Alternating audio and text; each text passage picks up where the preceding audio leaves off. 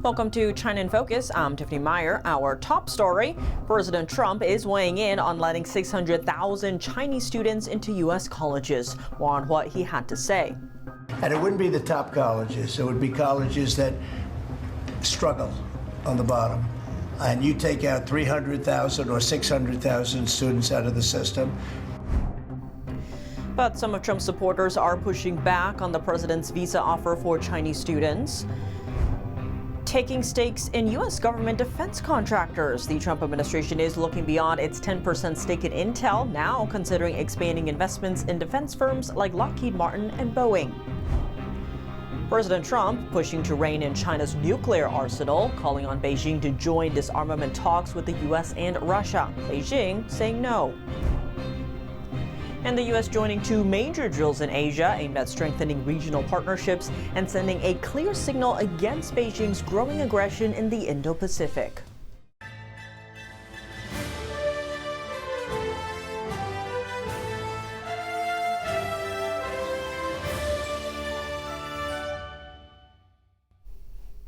Chinese students attending U.S. universities back in the spotlight. President Trump said U.S. colleges would struggle without Chinese students and hinted at letting in 600,000 of them.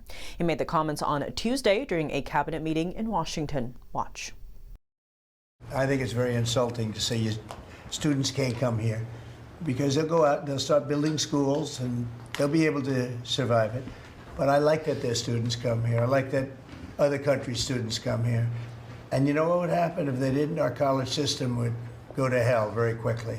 You'd have, and it wouldn't be the top colleges. It would be colleges that struggle on the bottom. And you take out 300,000 or 600,000 students out of the system.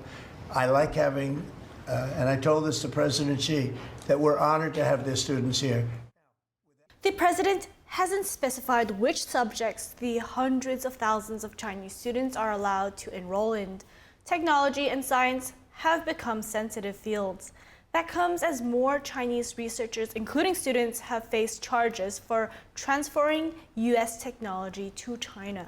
In May, the U.S. announced plans to aggressively revoke visas for Chinese citizens working in these sensitive areas of study. Currently, roughly 270,000 Chinese students are enrolled at universities across the U.S. Some supporters of President Trump are pushing back on his visa offer to 600,000 Chinese students. Republican lawmaker Marjorie Taylor Greene said the U.S. should not admit Chinese students who are loyal to the Chinese Communist Party. Trump loyalist Laura Loomer posted on X, calling Chinese students communist spies and saying nobody wants them in the United States. A Chinese national has been charged for stealing U.S. cancer research and taking it to China. Harris County's district attorney in Texas announced the charges on Monday. Here's more. Yunhai Li worked as a researcher at MD Anderson Cancer Center on a vaccine against breast cancer. He was in the U.S. on a research scholar exchange visa. His research was funded through the National Institutes of Health and the Department of Defense. But at the same time, he secretly worked for a Chinese university and didn't disclose the conflict of interest to U.S. authorities. U.S. Customs and Border Protection caught him with sensitive medical information as he was trying to board a flight to China in July. Li faces one charge of theft of trade secrets and one charge of tampering with a government record.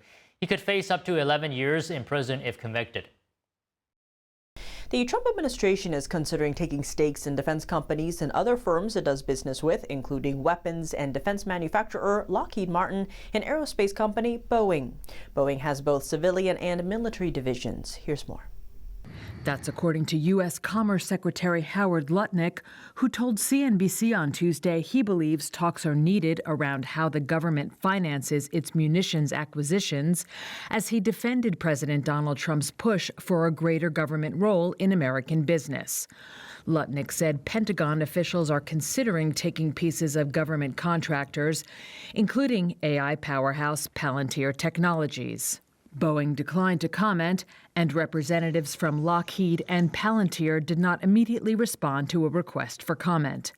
Lutnick's comments came a day after President Trump said he wants to make more government investments in American companies, having already announced a near 10% stake in Intel and revenue-sharing deals with fellow chip makers Nvidia and AMD. But critics warn this change could potentially impede these companies' independence, said Liz Miller, president of Summit Place Financial Advisors. Shares of Lockheed Martin, Boeing, and Palantir Technologies were all higher in Tuesday morning trading.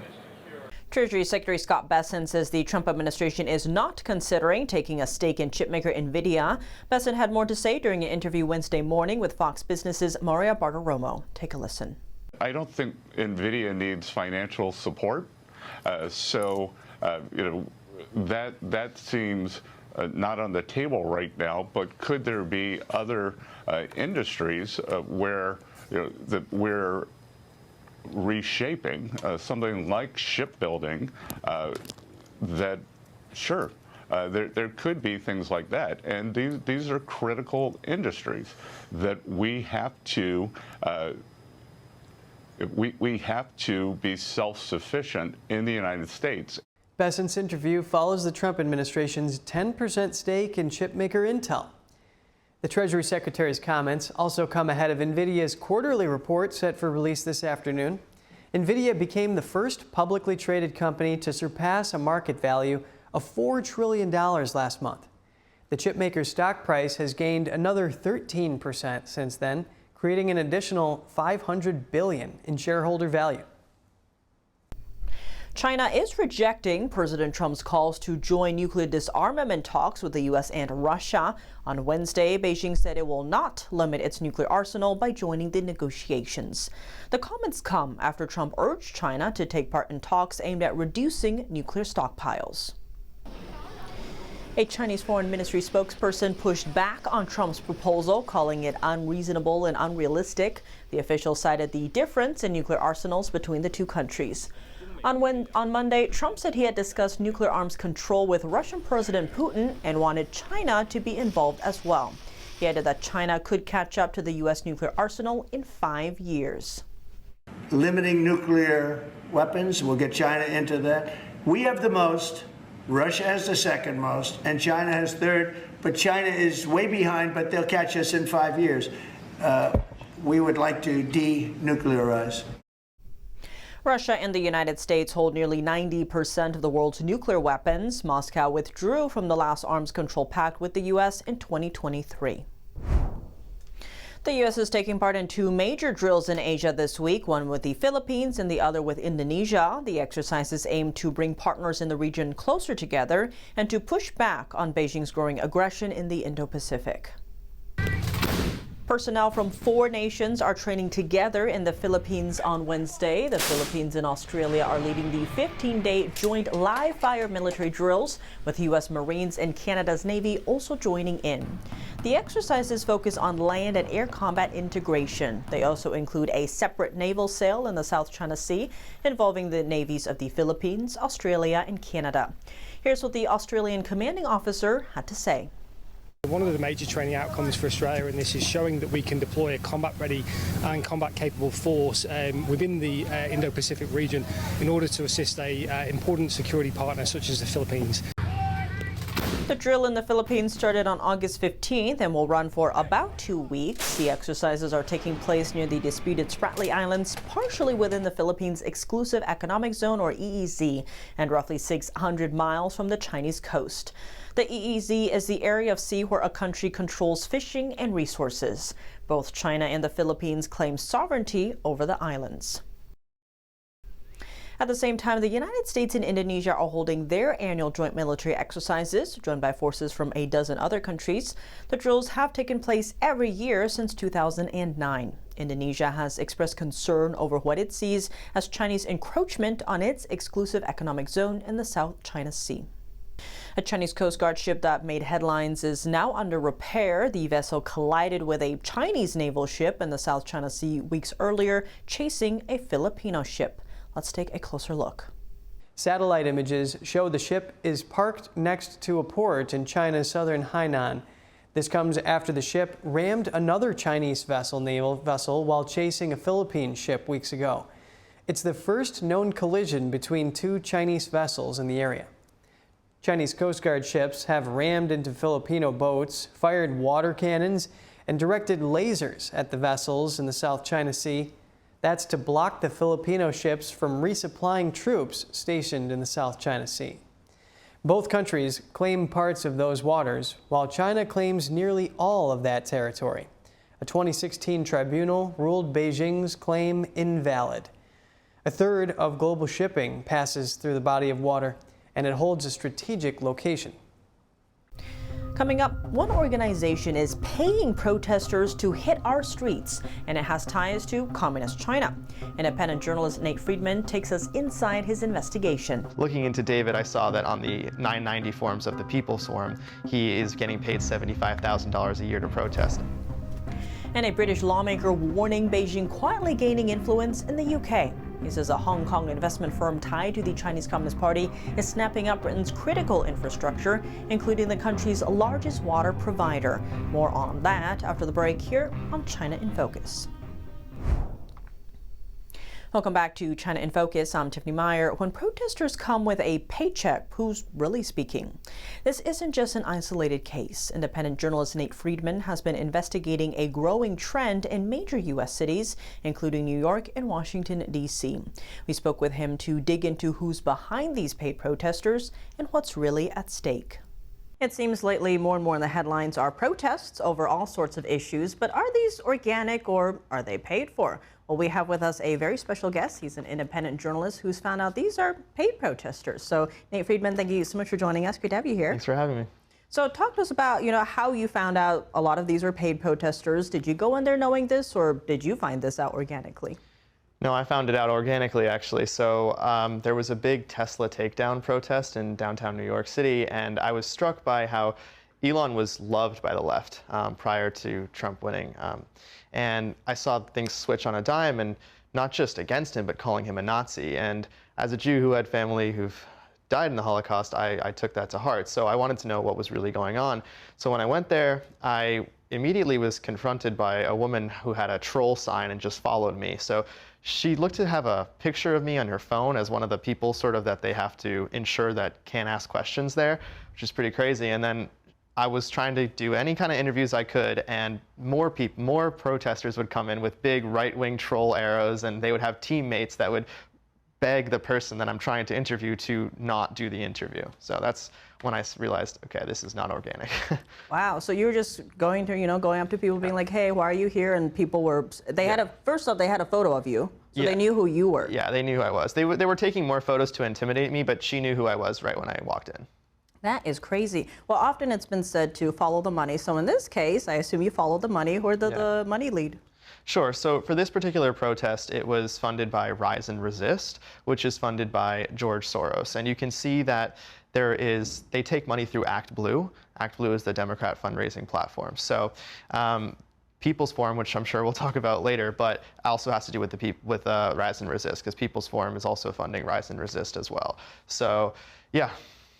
That's a lot. Speaking of People's Forum, I know you've spoken to someone named David Chung a couple times. Speaking might be a bit generous since he was saying no comment, but we actually have a clip of you trying to speak to him. So let's actually roll that now, and then we'll have you comment. Of course. Yo, what's up, David? See you again, man. You want to talk at all about the last video? No, I'm good. What did you think of it? No comment. Did I get anything wrong? No comment. You got no comment? Bro, they're paying you $80K a year to protest? Is that wrong? Is that wrong? Tell me if it's wrong. No comment. Do you think that, what's that? You gonna stop him from interviewing me? What do you want to prevent him to say? Getting ready to march. Right, so there's a couple different times you ran into him. There's a lot to unpack there. There's a lot of money thrown around, the group he's with, but break down for us a bit. Who is he? What group is he with? And, why were you trying to talk to him? So how I met David Chung was I was trying to speak to a protester who had a large flag that said, Allah is the only God. And I wanted to just have a conversation with him. This was after Trump struck Iran, and I wanted to know what was going on. So David Chung immediately comes over to prevent the interview. I didn't know who David was at the time, but he said, we're getting ready to march, which is blatantly saying that he's organizing everything. So looking into David, I saw that on the 990 forms of the People's Forum, he is getting paid $75,000 a year to protest. I asked him about 80K, hoping that he might correct me and say, no, it's actually 75K a year to protest, but I gave him a chance to speak his mind about it, but he refused. That is insane. So $75,000 to protest. Yeah. Crazy, right? So he's with something called the People's Forum. Where is that kind of money coming from? Who's funding People's Forum? Yeah, so Roy Neville Singham, who is a billionaire Marxist, which obviously, yeah, it's hard to believe, but yes, he sold his IT consulting firm to a private equity firm for $775 million, $785 million. And they had firms in China when he sold it to them, so there could be something there. Anyway, he's given over $20 million to the People's Forum through something called a donor advised fund, which is when you don't want people to know where the money's coming from, you put it through what was called the Goldman Sachs Philanthropy Fund. So it's not traced back to Roy Neville Singham. However, investigations absolutely revealed that it was. And then later on, People's Forum said, we'd like to thank our comrade, Roy Neville Singham, for supporting us. So, yeah. They even use that language, comrade. Yeah. Insane. So Roy Neville Singham, there's a lot of reports about him, quite controversial, right? Ties to China, as you mentioned. Marxist, billionaire, so the ideology of supporting socialism or eventually communism, but with a lot of money to actually produce change, if you will, in that direction. So what is his goal with funding all of this protest? Yeah, so you can see that at the People's Forum, they have a bookstore in downtown New York, and you can see that they've actually doing classes on Marxism and socialism, and they have a lot of young people that come in to learn about it, and they put a very positive spin on Marxism and socialism that historically has never worked. But young people come in through their hatred of Zionism, so they use Zionism as a springboard to get them into socialism and Marxism. So it's an effective way to do things, actually. But with all the different areas covered today, any final thoughts you'd like to share? Well, I would just ask that people really wake up to what's going on. On my channel, on the Nate Friedman Show, we've gone to over 20 protests, and just to look and see that these people are being paid, but a lot of these folks are getting indoctrinated through colleges, through things like the People's Forum, and to understand that Mamdani looks to be getting elected, and that means that young people are pro-socialism. Socialism has never worked, so it's time to wake up. All right, well, Nate Friedman, thank you so much for joining us. Thank you for having me. And to watch the full interview, visit ndd.com. A British lawmaker is sounding the alarm. A major Hong Kong investment firm with ties to the Chinese Communist Party is moving to acquire key UK infrastructure. Its latest target, possibly the UK's largest water provider. Our international correspondent Malcolm Hudson has the details. Former British Conservative Party leader Ian Duncan Smith wrote in the Telegraph newspaper that the CCP is mounting a silent, hostile takeover of the UK and targeting critical national infrastructure, with the next potential acquisition being the UK's biggest water provider, Thames Water.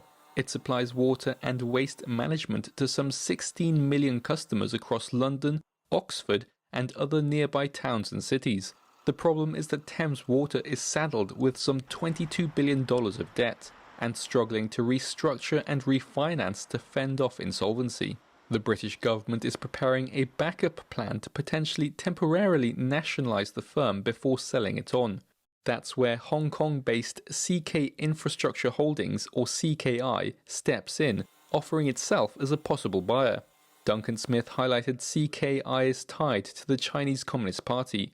CKI's chairman and executive director, Victor Lee Sa-kwoi, also serves as a member of the National Committee of the Chinese People's Political Consultative Conference, that is China's top political advisory body, and is part of the United Front system, which works to aid Chinese regime influence domestically and abroad.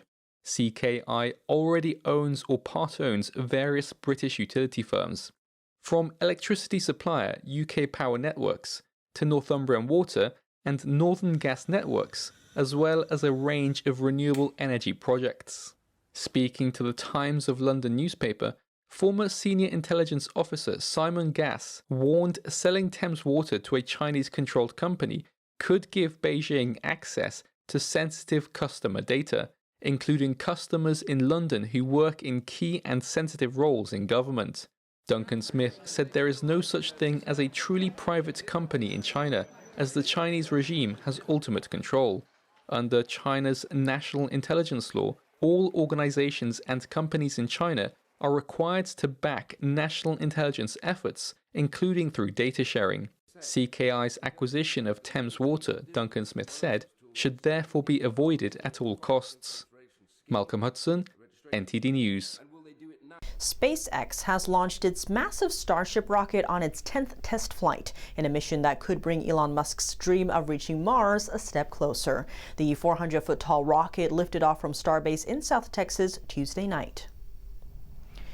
For the first time, Starship deployed mock satellites into orbit using a system designed to eventually expand SpaceX's Starlink network. The milestone flight follows a string of failures, including explosions and breakups in earlier attempts. But SpaceX and NASA see it as progress toward landing astronauts to the moon and eventually reaching Mars. Secretary of Transportation and acting NASA Administrator Sean Duffy congratulated SpaceX's Starship test on X, saying Flight 10's success would pave the way for another American moon landing on Artemis 3. Elon Musk plans to send the first Starships to Mars by 2026 without any humans on board. That's all for today's China in Focus. I'm Tiffany Meyer. If you have any feedback on the show or have something you'd like to see us cover, send us an email at chinainfocus@ntd.com. We'd love to hear from you. Round-the-clock original news coverage, visit us at ntd.com or download our NTD app. Thanks for watching. See you tomorrow.